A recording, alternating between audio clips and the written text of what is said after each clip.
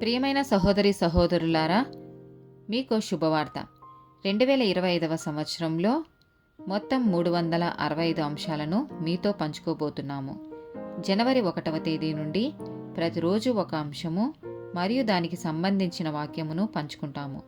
దయచేసి ఆ వాక్యములను వినండి, ధ్యానించండి మరియు ఆశీర్వదించబడండి. దయచేసి సబ్స్క్రైబ్ చేయండి మరియు మీ స్నేహితులతో పంచుకోండి. ధన్యవాదాలు.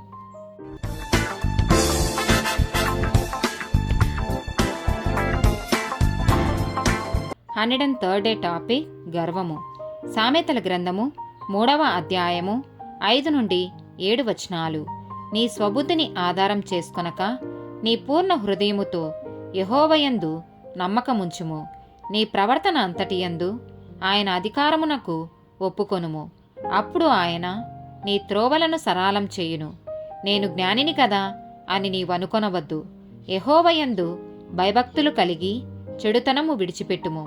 సామెతల గ్రంథము 12వ అధ్యాయము 15వ వచనము. మూడుని మార్గము వాని దృష్టికి సరైనది, జ్ఞానము గలవాడు ఆలోచనను అంగీకరించును. సామెతల గ్రంథము 16వ అధ్యాయము 18వ వచనము. నాశనమునకు ముందు గర్వము నడుచును, పడిపోవుటకు ముందు అహంకారమైన మనసు నడుచును. సామెతల గ్రంథము 26వ అధ్యాయము 12వ వచనము. తన దృష్టికి జ్ఞానిననుకొని వానిని చూచితివా? వానిని గుణపరచుట కంటే మూర్ఖుని గుణపరచుట సులువు. యెషయా గ్రంథము 5వ అధ్యాయము 21వ వచనము. తమ దృష్టికి తాము జ్ఞానులనియు తమ ఎన్నికలలో తాము బుద్ధిమంతులమనియు తలంచుకుని వారికి శ్రమ. రోమీలకు రాసిన పత్రిక 12వ అధ్యాయము 3, 16 వచనాలు. తన్ను తాను ఎంచుకొనదగిన దానికంటే ఎక్కువగా ఎంచుకొనక దేవుడు ఒక్కొక్కనికి విభజించి ఇచ్చిన విశ్వాస పరిమాణ ప్రకారము తాను స్వబుద్ధి గలవాడగుటకై తగిన రీతిగా తన్ను ఎంచుకొనవలెనని నాకు అనుగ్రహింపబడిన కృపను బట్టి మీలోనున్న ప్రతి వానితోనూ చెప్పుచున్నాను.